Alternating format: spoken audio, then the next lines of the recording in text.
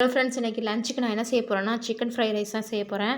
அதுக்கு தேவையான வெஜிடபிள்ஸ்லாம் கட் பண்ணி வச்சுட்டேன். இப்போ முட்டையை மட்டும் பீட் பண்ணிக்கிட்டு இருக்கேன். முட்டையை பீட் பண்ணிவிட்டு இந்த கடாயில் எண்ணெயை போட்டு அதில் முட்டையை ஊற்றி நம்ம மிக்ஸ் பண்ண போகிறோம். இப்போ கடாயில் எண்ணெயை ஊற்றி வச்சாச்சு, முட்டையும் ஊற்றியாச்சு. நல்லா பீட் பண்ணணுன்னாக்கா பஃபியாக வரும். வரமாட்ட கிடக்குன்னு கிண்டி விடணும். அது மேலேயே அடுத்தடுத்த வெஜிடபிள்ஸை நம்ம ஆட் பண்ணிக்கலாம். இப்போ வெங்காயம் போட்டாச்சு, முட்டைக்கோஸ் போட்டாச்சு, கேரட் போட்டிருக்கேன். இதில் இன்னும் நிறைய வெஜிடபிள்ஸ் நீங்கள் போடுறதா ஆட் பண்ணிக்கலாம். குடமிளகா போட்டுக்கலாம், பீன்ஸ் போட்டுக்கலாம். நான் 2 வெஜிடபிள்ஸ் தான் போட்டிருக்கேன். முட்டைக்கோஸும் கேரட்டு தான் போட்டிருக்கேன். நீங்கள் உங்களுக்கு தேவையானதை போட்டுக்கலாம். இஞ்சி பூண்டு பேஸ்ட் போட்டிருக்கேன். இப்போ நல்லா வதக்கிங்க. இஞ்சி பூண்டு பேஸ்ட்டை போட்டு நல்லா வதக்கிக்கங்க. ஒரு 2 நிமிஷம் வதக்கினாலே போதும். கொஞ்சம் நறுக்கு இருந்தால் தான் அந்த ஃப்ரைட் ரைஸோட டேஸ்ட் நல்லாயிருக்கும். உப்பு போட்டுக்கிட்டேன் தேவையான அளவுக்கு. நான் ரைஸில் உப்பு போடல.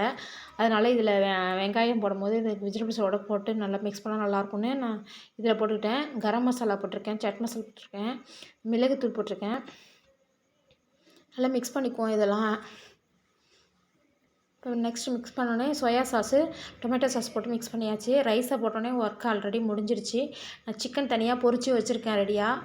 இப்போ நம்ம இதை ரைஸை மிக்ஸ் பண்ணிவிட்டு சிக்கன் ஆட் பண்ணிக்கலாம். இதில் சூப்பராக ரெடி ஆகிடுச்சு. உதிரி உதிரியாக வந்துருச்சு. இப்போ நம்ம டேஸ்ட் பண்ணி பார்க்கலாம். சிக்கனும் நல்லா பொரிச்ச சிக்கன் நல்லா சாஃப்டாக இருக்குது.